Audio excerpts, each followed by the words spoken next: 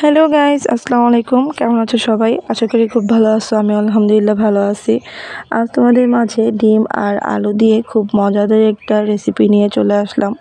একদম সহজভাবে আর সিম্পলভাবে এই তরকারিটা রান্না করে নেওয়া যায়, আর সময়ও খুব কম লাগে। ডিম আর আলু দিয়ে তো অনেকেই অনেকভাবেই রান্না করে, তো আমি কিভাবে রান্না করি সেই ভিডিওটাই আজ তোমাদের মাঝে দেখাবো। ভেজে নিয়ে এখানে আমি ডিমগুলোকে শুধু ভাপ দিয়ে ফাঁপা করে নিয়েছি। এই তো প্রথমে একটা বাটিতে আমি একটা পেঁয়াজ আর দুইটা কাঁচামরিচ কুচি দিয়ে দিচ্ছি। পর সামান্য একটু কালো গোলমরিচের গুঁড়া আর লবণ দিয়ে 4টা ডিম ভেঙে নিয়ে খুব ভালো করে গুলিয়ে নিব। তারপর ডিমগুলোকে আমি এই বাটিটা একটা কড়াইয়ের মধ্যে পানি দিয়ে ডিমগুলোকে একটু ফাঁপা করে নিব, মানে সিদ্ধ করে নিব আর কি। এই তো এখানে আমি সবগুলো ডিমকে ভেঙে নিয়ে গুলিয়ে নিয়ে সিদ্ধ করে নিয়েছি। এই ভিডিওটা তোমাদের মাঝে দেখানো হয় নাই। এরপর সেই সাথে আমি আলুগুলোকেও সিদ্ধ করে নিয়েছি। এখানে মাঝারি সাইজের 4টা আলুকে আমি খুব ভালো করে সিদ্ধ করে নিয়েছি। এরপর কিছু আলু আমি কাঁটা চামচ দিয়ে ভেঙে নিব, আর কিছু আলু আমি আস্তই রাখবো।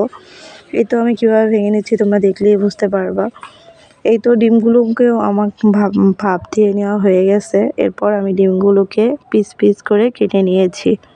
আমি ডিমগুলোকে কিভাবে টুকরো করে নিয়েছি তোমরা দেখলেই বুঝতে পারবা। তোমরা তোমাদের পছন্দ সাইজ অনুযায়ী করবা।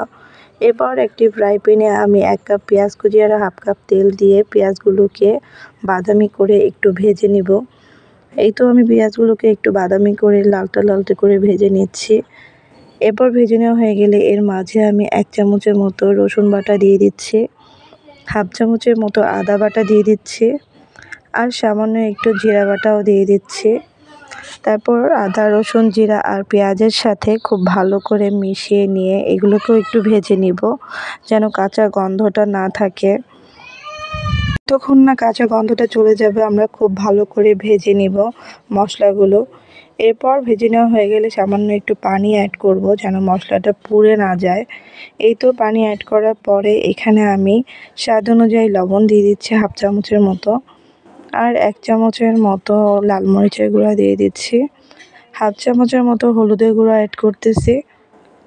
এরপর সব কিছুকে আবারও মশলার সাথে খুব ভালো করে কষিয়ে নিব। এই তো আমি সব মশলাগুলোকে একটু কষিয়ে নিচ্ছি। এরপর কষিয়ে নেওয়া হয়ে গেলে এর মাঝে আমি আধ ভাঙা করা আলু এগুলো দিয়ে দিব। তারপর আলুগুলোর সাথে মশলাগুলো আবারও খুব ভালো করে মিশিয়ে নিব। তারপর এখানে আমি 2 কাপের মতো পানি অ্যাড করব, কারণ এখানে বেশি পানি অ্যাড করার কোনো দরকার নেই, কারণ আলু, ডিম সব কিছুই সিদ্ধ করে রাখা।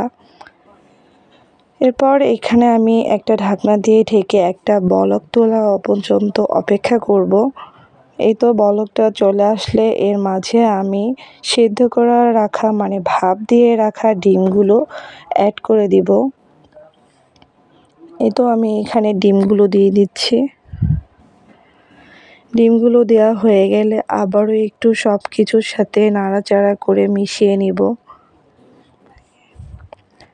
এই তো আমি সব কিছুর সাথে আবারও একটু মিশিয়ে নিয়ে তারপর এখানে আমি বলক তুলে নিব। বলক চলে আসলে এখানে আমি কিছু কাঁচামরিচ অ্যাড করে দিব। এই তো আমার অলমোস্ট রান্না প্রায় শেষ। এই তো নামানোর আগে আমি এখানে 1 চামচের মতো গরম মশলার গুঁড়া অ্যাড করে নিব। এই তো এখানে আমি খুব ভালো করে জাল দিয়ে বলক তুলে নেওয়ার পরে এখানে আমি গরম মশলার গুঁড়োটা অ্যাড করে নিচ্ছি। এই তো গরম মশলার গুঁড়া অ্যাড করার পরে খুব ভালো করে আবারও নাড়াচাড়া দিয়ে মিশিয়ে নিয়ে 2-1টা বলক তুলে নিলেই হয়ে গেল মজাদার ডিম আলুর ঝোল।